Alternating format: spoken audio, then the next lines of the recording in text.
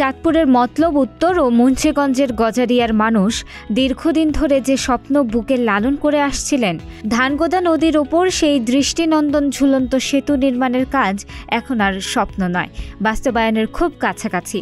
৪,৭৮৩ কোটি টাকা ব্যয়ে নির্মিত হতে যাওয়া এই ১.৮৫ কিলোমিটার দীর্ঘ কেবল স্টেজ সেতু হবে দেশের ইতিহাসে প্রথম এমন প্রকল্প, যেখানে নদীর মূল প্রবাহে একটিও পিলার থাকবে না। ২৮ নভেম্বর শুক্রবার সকালে সেতু এলাকার উপর আকাশপথে হেলিকপ্টার সার্ভে করেন কোরিয়ান ফান্ডিংয়ের প্রতিনিধি mister Byeon, mister Park, mister Shin এবং মোহাম্মদ বাবুল ভুইয়া। পরিদর্শন শেষে তারা হেলিকপ্টারটি অবতরণ করেন মতলব উত্তর উপজেলার কালীপুর বাজার সংলগ্ন মাঠে।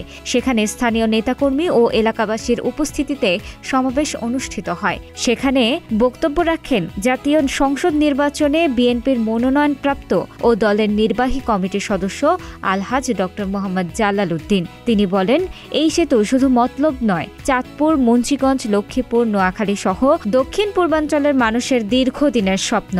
প্রকল্পটি বাস্তবায়িত হলে অঞ্চলের যোগাযোগ ব্যবস্থা পাল্টে যাবে। এই সেতু দেশের অর্থনীতিতে নতুন গতি আনবে, শিল্পাঞ্চল, পর্যটন ও কর্মসংস্থানে বড় ধরনের পরিবর্তন আসবে।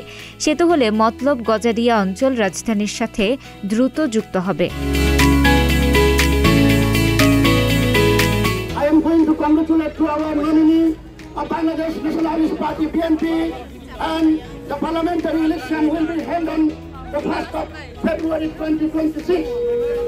I hope our government will continue this bridge. This is not only bridge, this is a friendship between Bangladesh and